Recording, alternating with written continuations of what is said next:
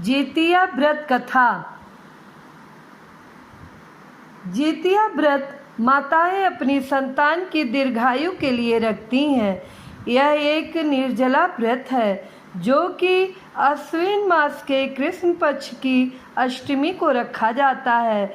मान्यता है कि इस व्रत को पूरी श्रद्धा से करने और जितिया व्रत की कथा को पढ़ने और सुनने वाली महिलाओं के बच्चे खुशहाल होते हैं और उनकी आयु लंबी होती है।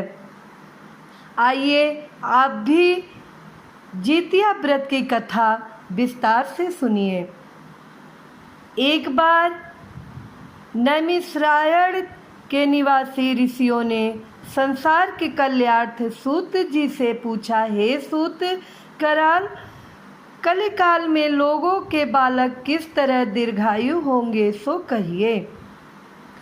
सूत जी बोले, जब द्वापर का अंत और कलयुग का आरंभ था उस समय बहुत सी शोकाकुल स्त्रियों ने आपस में सलाह की कि क्या इस कलयुग में माता के जीवित रहते पुत्र मर जाएंगे।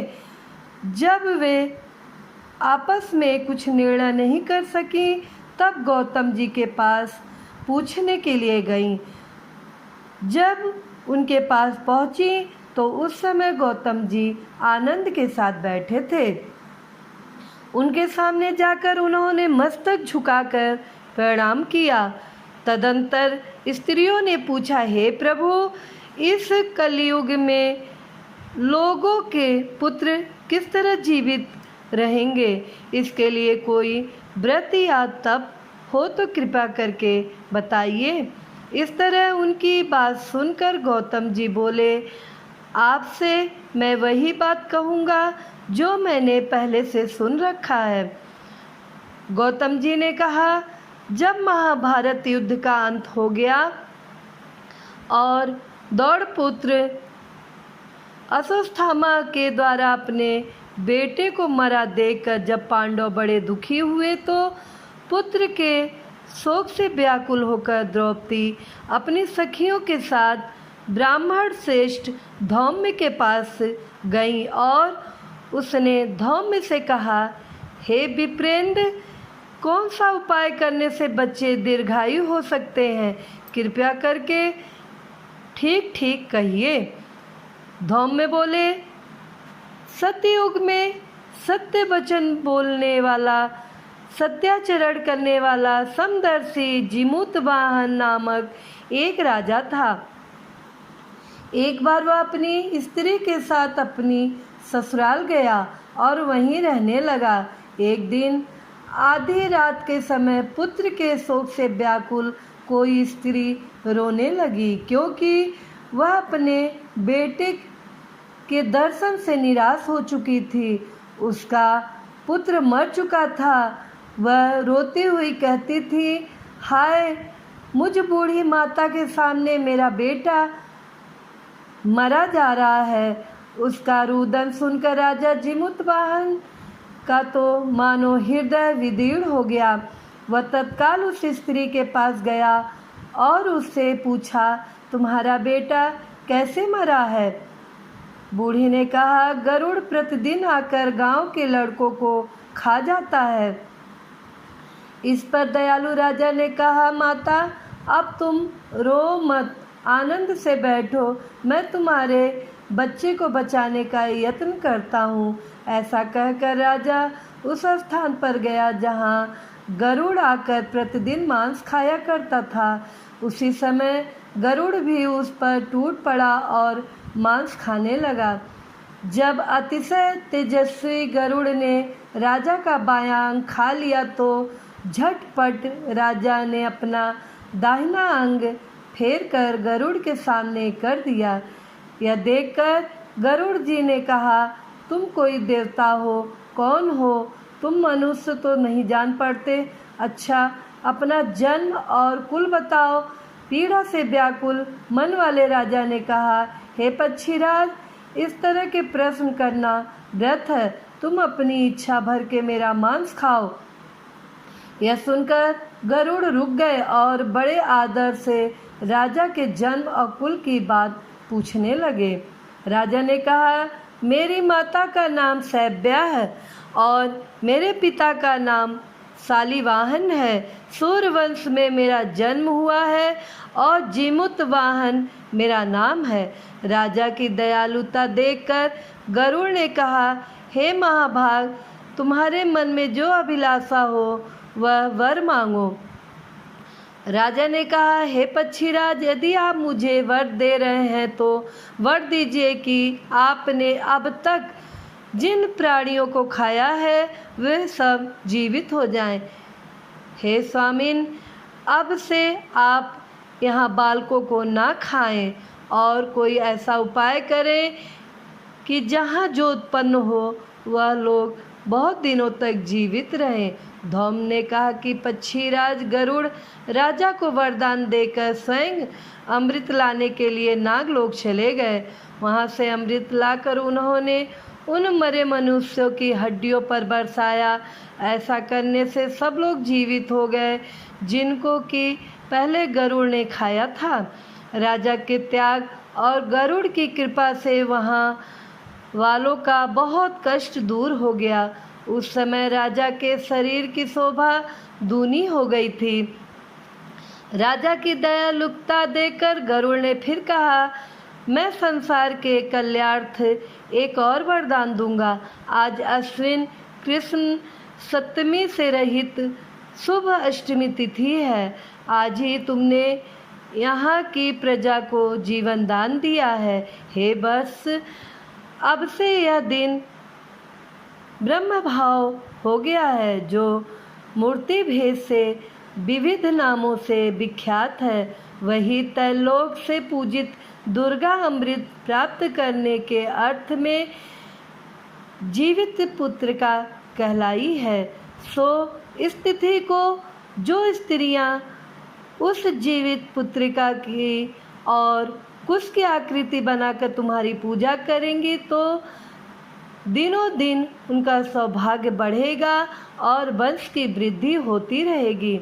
हे महाभाग, इस विषय में विचार करने की भी आवश्यकता नहीं है।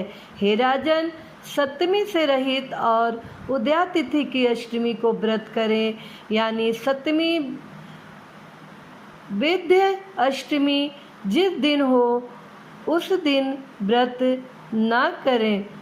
शुद्ध अष्टमी को व्रत करें और नवमी में पारण करें। यदि इस पर ध्यान ना दिया गया तो फल नष्ट हो ही जाएगा और सौभाग्य तो अवश्य नष्ट हो जाएगा। जीमूतवाहन को इस तरह का वरदान देकर गरुड़ बैकुंठ धाम को चले गए और राजा भी अपनी पत्नी के साथ अपने नगर को वापस चले आए। धौम द्रौपदी से कहते हैं, हे देवी, मैंने यह अतिशय दुर्लभ व्रत तुमको बताया है। इस व्रत को करने से बच्चे दीर्घायु होते हैं। हे देवी, तुम भी पूर्वोक्त विधि से यह व्रत और दुर्गा जी का पूजन करो तो तुम्हें अभिलाषित फल प्राप्त होगा। मुनि राजधौम्य की बात सुनकर द्रौपदी के हृदय में एक प्रकार का कौतूहल उत्पन्न हुआ और पूर्वासिनी स्त्रियों को बुलाकर उनके साथ यह उत्तम व्रत किया। गौतम ने कहा, यह व्रत और इसके प्रभाव को किसी एक सिंहिन ने सुन लिया और अपनी सखी सियारिन को बतलाया। इसके बाद पीपल वृक्ष की शाखा पर बैठकर उस सिंहिन ने और उस वृक्ष के खोते में बैठकर सियारिन ने भी व्रत किया। फिर वही सिंहिन किसी उत्तम ब्राह्मण के मुंह से यह कथा सुन आई और पीपल के खोते में बैठी हुई अपनी सखी को सुनाया। सियारिन ने आधी कथा सुनी थी कि उसे भूख लग गई और वह उसी समय 100 से भरे हुए शमशान में पहुंची। वहां उसने इच्छा भर मांस का भोजन किया और सिंहिन बिना कुछ खाए पिए रह गई और सवेरा हो गया। सवेरे वह गौशाले में गई और वहाँ गौ का दूध पिया। इस तरह नवमी को उसने पारण किया। कुछ दिनों बाद वह दोनों मर गईं और अयोध्या में किसी धनी व्यापारी के घर में जन्मी। संयोग से उन दोनों का जन्म एक ही घर में हुआ, जिसमें सियारिन ज्येष्ठ हुई और सिंघिन छोटी हुई। वे दोनों सभी शुभ लक्षणों से युक्त थीं, इसलिए बड़ी लड़की काशीराज के और छोटी उसके मंत्री के साथ अग्नि के सामने विधि पूर्वक ब्याही गई। पूर्व जन्म के कर्म फल से वह मृगनयनी रानी हुई, जिस किसी भी संतान को उत्पन्न करती वह मर जाती। और पूर्व जन्म की बातों को स्मरण करने वाली मंत्री की पत्नी ने अष्ट वसुओं के सदृश तेजस्वी 8 बेटे उत्पन्न किए और सभी जीवित रह गए। अपनी बड़ी बहन के पुत्रों को जीवित देखकर ईर्ष्यावश राजपत्नी ने अपने स्वामी से कहा कि यदि तुम मुझे जीवित रखना चाहते हो तो इस मंत्री के भी पुत्रों को उसी जगह भेज दो जहाँ मेरे बेटे गए हैं, अर्थात इन्हें भी मार डालो। यह सुनकर राजा ने उस मंत्री के पुत्रों को मारने के लिए कई प्रकार के उद्योग किए, पर मंत्री पत्नी ने जीवित पुत्र का के पूर्ण बल से बचा लिया। एक दिन राजा ने अपने आदमियों से उन पुत्रों का सिर कटवाकर पिटारी में रखवाया और वह पिटारी उनकी माता पत्नी मंत्री के पत्नी के पास भेज दिया, किंतु वह 8 सिर बेशकीमती जवाहरात हो गए और भले चंगे वे 8 लड़के अपनी माता के पास वापस चले गए। उनको जीवित देखकर राजपत्नी को बड़ा विस्मय हुआ। अंत में वह मंत्री की पत्नी के पास आई और उसने पूछा, बहन, तुमने कौन सा ऐसा पुण्य किया है जिससे बार बार मारे जाने पर भी तुम्हारे बेटे नहीं मरते? इस पर मंत्री की पत्नी ने कहा, पूर्व जन्म में मैं सिंघिन थी और तुम सियारिन, दोनों ने व्रत किया था।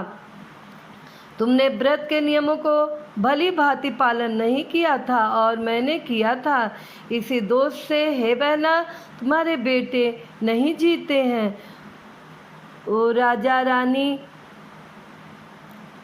अब भी तुम उस जीवित पुत्र का व्रत मिलके दोनों करो, तुम्हारे बेटे दीर्घायु होंगे। मैं तुमसे सच सच कह रही हूँ। उसके कथानुसार रानी ने व्रत किया, तभी से उसके कई बेटे सुंदर और दीर्घायु होकर बड़े बड़े राजा हुए। सूत जी कहते हैं, सब प्रकार का आनंद देने वाला मैंने यह दिव्य व्रत बताया है। स्त्रियां चिरंजीवी संतान चाहती हो तो विधि पूर्वक यह व्रत करें। तो प्रेम से बोलिए जीवित वाहन की जय।